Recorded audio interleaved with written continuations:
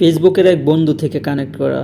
সে বলেন আমার ক্লাসের ফার্স্ট গার্ল বান্ধবী 1,00,000 টাকা স্যালারিতে একটা চাকরি পেয়ে যায়, কিন্তু সে বিয়ে হওয়ার পর স্বামীকে পাত্তা দেয় না, কারণ তার আরেক কলিগের সঙ্গে পরকীয়া চলছিল।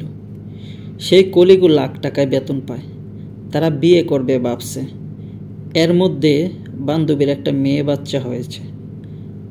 তাতে কি? মায়ের বুদ্ধিতে স্বামীকে ডিভোর্স দেয়। কিছুদিন পর সেই প্রেমিক কলিগ বিদেশ চলে যায়।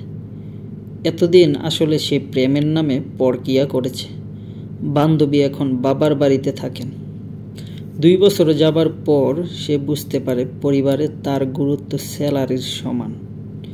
একটা সময় চরম একাকিত্ব বোধ করে এবং আবার বিয়ের কথা বলে, কিন্তু 3 বছরের বাচ্চা সহ কেউ বিয়ে করতে রাজি হয় না।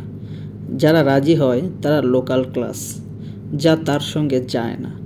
পরে 2 বছরেও একটা পাত্র জোগাড় হয়নি। বান্ধবী তখন হাড়ে হাড়ে টের পায় বাস্তবতা কত কঠিন।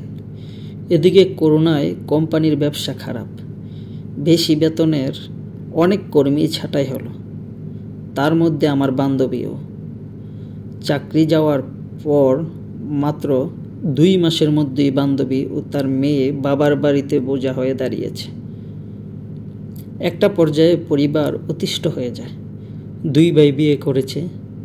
ভাইয়ের বউরা ননদ ও তার মেয়েকে সংসার ছাড়ার জন্য বলছে।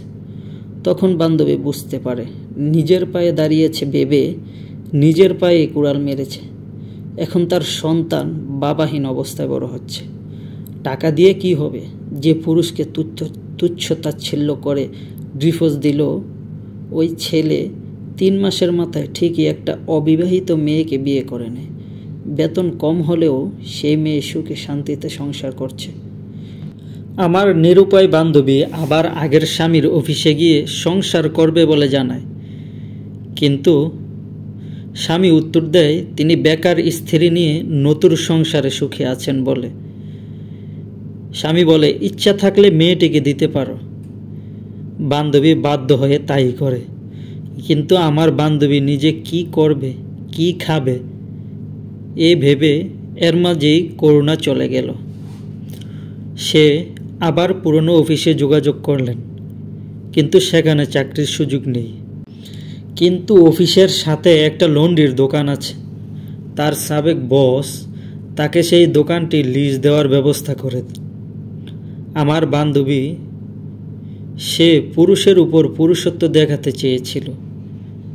সে এখন দিন রাত কত পুরুষের প্যান্ট পায়জামা ধৌত করেন। আসলে উপার্জন করা নারীরা স্বামীকে ছোট করে দেখার পরিণতি কতটা নির্মম তা আমার বান্ধবীকে দেখলেই বোঝা যায়। এটাই তার উদাহরণ।